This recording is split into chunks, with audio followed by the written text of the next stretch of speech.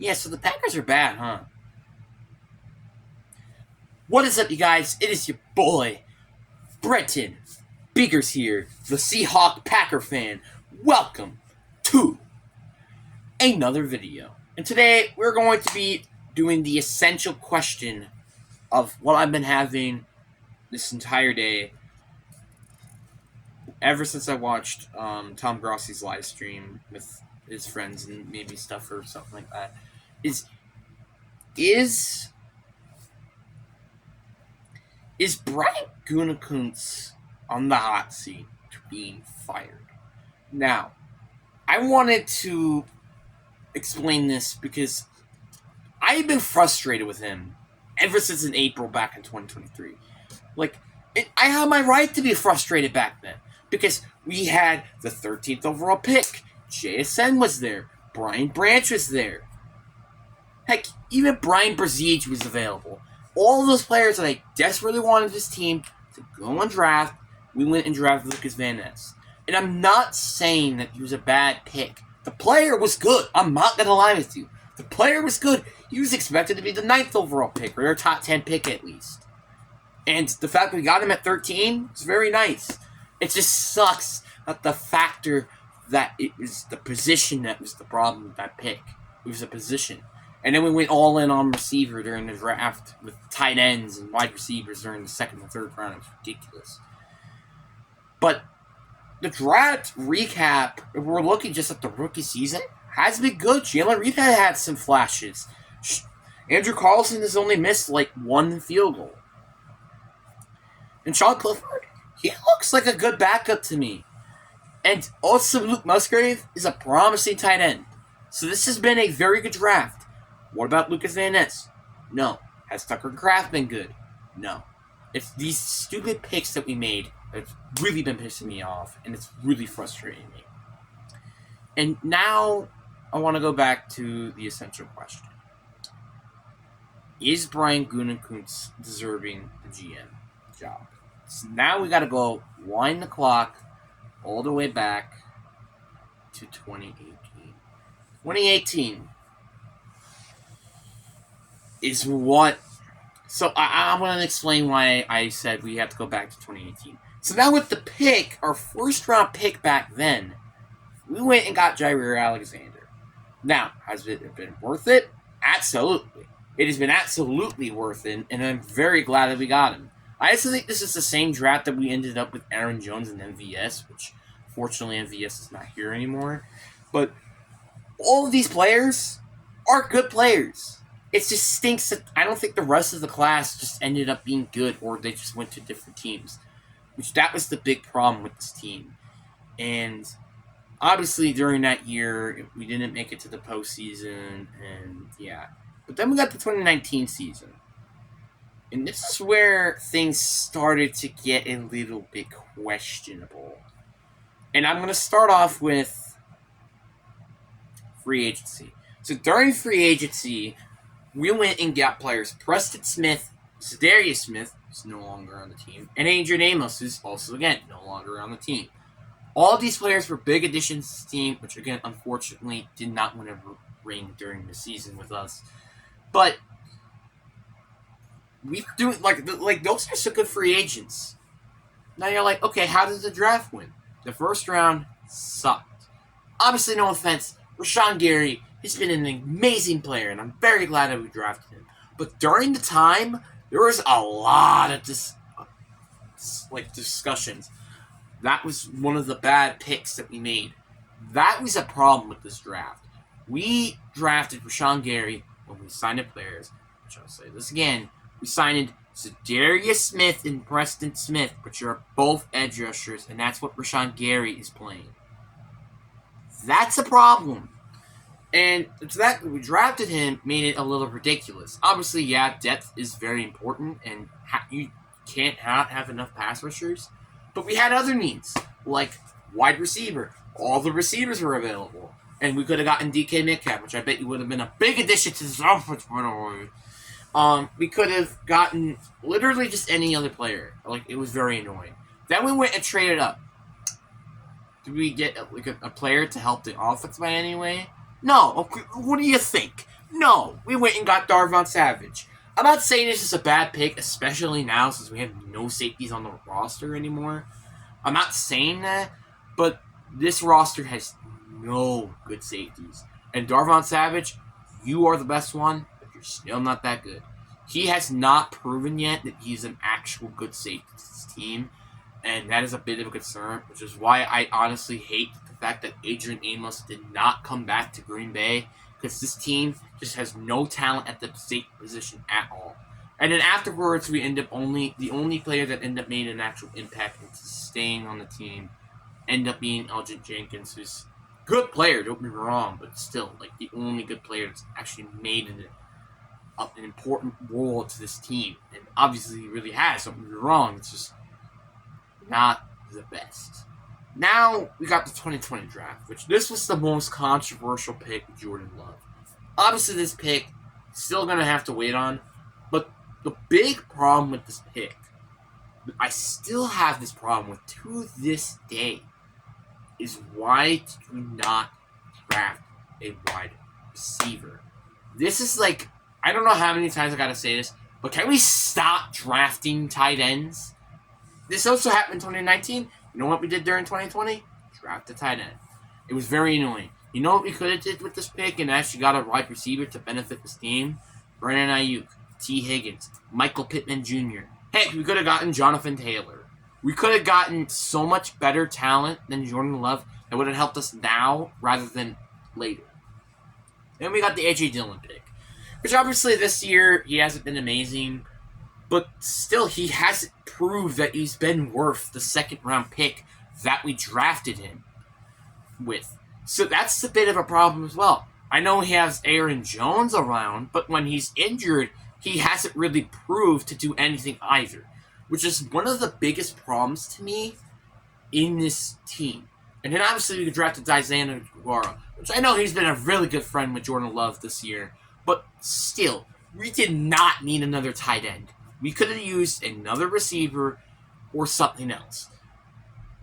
And it's just frustrating because we could have definitely used another wide receiver. We could have used a tight end. We could have not a tight end. We could have used an lineman. We could have used like a corner or something. I don't know. We could have used something that is not tight end.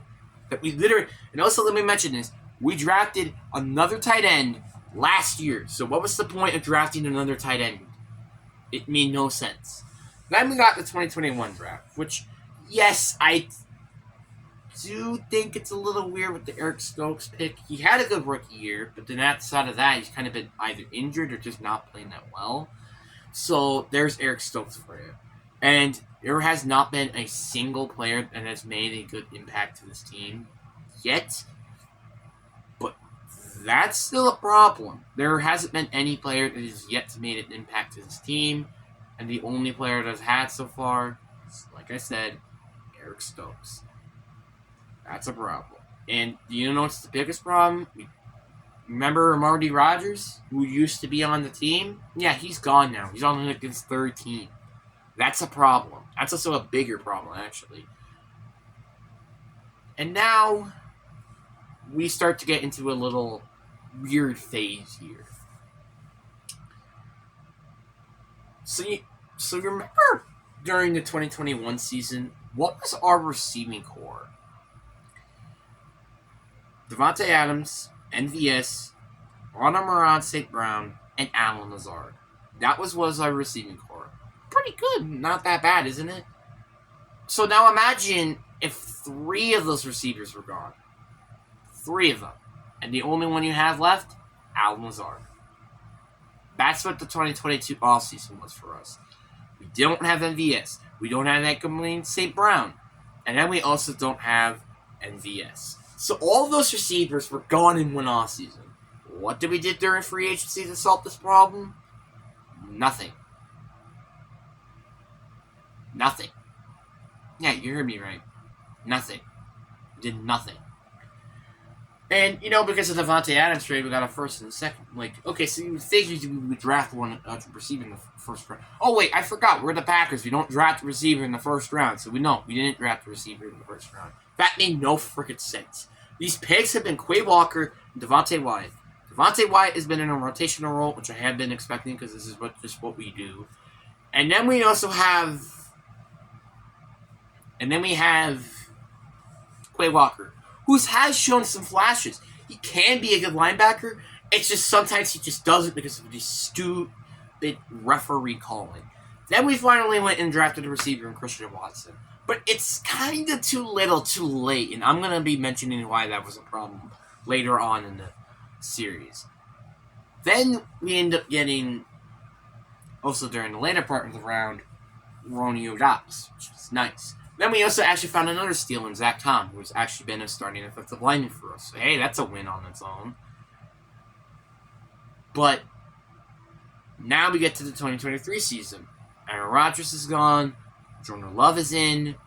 Now you think, oh, we're gonna be focusing with our 2023 first round pick in 2 seconds that we're gonna actually try to get the best roster possible for now. Nope, that's not what we did. Drafted Lucas Van Ness, which yes, I do think is a good pick. Preston Smith is getting up there in age, and they're both injury prone, so it makes sense to have depth on the team.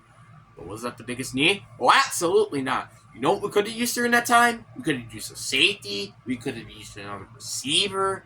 Which we did draft one, but I'll talk about that later. We could have used a tight end. We could have used a lineman. We could have used any of these 4 positions instead of the end. Which, yes, this was the 5th need on that top 5 needs. But the 5th over 1 or 2 or even 3 really is really annoying. And you know what was also very annoying? Our 2nd round draft.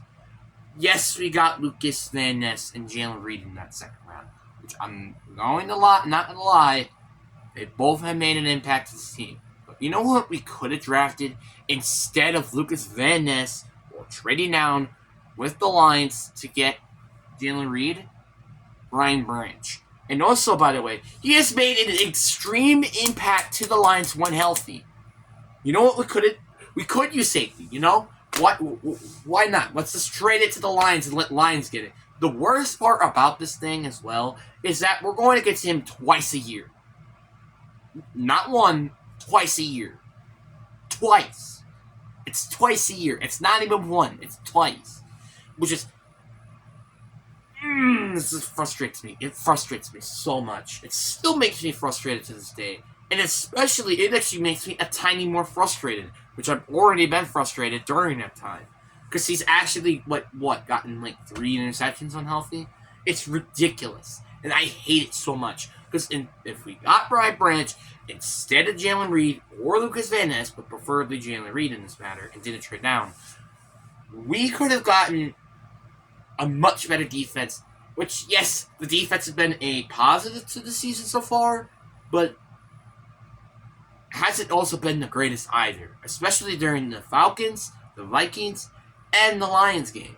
So that could have been a big impact right there. But no, we ended up went and trading down for Jalen Reed, which I'm not going to complain, obviously, but I'm still going to complain when we didn't draft a receiver in the 1st round with Lucas Van Ness. We could have gotten JSN, who's looked very good so far. We could have gotten Quentin Johnson. Yes, he hasn't did anything, which I guess that's a problem. Jordan Addison. I don't know. He ended up being, I don't know. I don't know. One of the best rookie receivers in the class. We could have drafted him. You know what we drafted? Lucas Van Ness. Rotational role. Rookie. It's just, Then we end up going in the 3rd round drafting Tucker Kraft, which made 0 sense. You know what we could have did during that time? Drafted Jordan Byle. Which is just, again, frustrating. There has been no rookie from this class that has actually ended up making a big impact to this team. Yeah, there has been some small impacts like Lucas Van Ness and Jalen Reed, obviously, like I said, but that's about it. Nobody's made a big impact to the rookie years, which is, again, it's not expected, but still. Then you've got all these other rookies that we could have drafted instead, but have made bigger impacts than these rookies, which have been very frustrating. And then you have, so far, the season so far. Well, obviously, again, before I want to mention anything, we did draft Sean Clifford and on Andrew Thomason, Carls, who are good players, and yes, were positions in need. But the problem is that we could have gotten so much better. You know, we also could have gotten Jake Bobo. Now, you probably don't know who this guy is, but he's been an amazing undrafted rookie receiver for the Seattle Seahawks. My boys, at least they went to there. But still, it has been very frustrating. We haven't gotten a true WR1 receiver. And now you're like, oh wait, didn't we got those two receivers back in the 2022? Couldn't they just... Nope, you're mistakenly wrong. They have none of them have made a good impact to this team. Romeo Doubs had a great start to the season, don't get me wrong. No, absolutely not. But that's the problem. It's one receiver that's actually made an impact to this team. Lucas Van Ness, Musgrave has barely gotten the ball. Barely gotten the ball. And that is honestly very scary. And also the same thing with Jalen Reed. And the only thing he's been doing is make big receiving yard plays. But yeah, it's very necessary, especially with this team and how fast and low height he is. But still, it's very frustrating that this just keeps occurring over and over and over again. It's really annoying. And then you got, so far this season for the Packers, we have struggled on offense, we have struggled on defense in some occasions, and it's just like, what the heck? Now I want to focus on what we could have did to solve some of these problems if we were able to go back in the past. What we could have done is actually drafted an offensive lineman. Now, the reason why I wanted to say this is an issue is because David Bakhtiari keeps getting hurt, Eldridge Jenkins keeps getting hurt, Josh Myers also keeps getting hurt even when he's on the field. The only good offensive lineman on this team that can stay healthy is Zach Tom, and we drafted him in the 4th round. Yeah, you hear me right. 4th round. That is ridiculous. Ridiculous. We need to draft defensive linemen. We need to be drafting receivers way earlier, trust me. We needed to be, there were so many problems with what we did to now. And here's the biggest problem with this, is we drafted, how many players we drafted, in the 1st round? And on defense, by the way. We had 1 player in 2018, 2 players in 2019, 1 player in 2021, 2 players in 2022, and then 1 player in 2023. And also 1 signing in Preston Smith. So you have all of this, right? That is 8 players. 8. Okay, so you would figure, oh yeah, we would have one of the best defenses in the league. No, you're wrong. This team has been kind of mid on defense. And that's also a problem with Joe Barry. Why does he still have a job? I got no idea. You should really be telling that on Matt LaFleur. And you know what's also a problem? Matt LaFleur. He has been very questionable lately with the coaching ever since Aaron Rodgers has left. He's been very questionable, a big problem, and I honestly don't know if he might even have a job by the end of the year. That's just my opinion. And this team really needs to start looking for improvements by the end of the year, or I might be making another video about this, of who I want to be fired, and I already want Joe Barry to be fired ever since that poor draft that he had. Just because of the amount of talent. Again, has to pick some good players. Yes, absolutely. Andrew Carlson, Sean Clifford, Jair Alexander, Jordan Love maybe, that we still haven't known yet. Romeo Doubs, Christian Watson. He's proven to actually be a good general manager in the later rounds. The 1st round, the only player that's actually only making an impact to this team is Rashawn Gary and Jair Alexander. All these 1st round picks have only made small or nothing impacts to this team so far. And that is a big problem. That is a big problem. Because this is the past 5 years. Past 5 years. Yes, 2 All-Pro players. Is that amazing? Yes, it is. What is the problem with this team?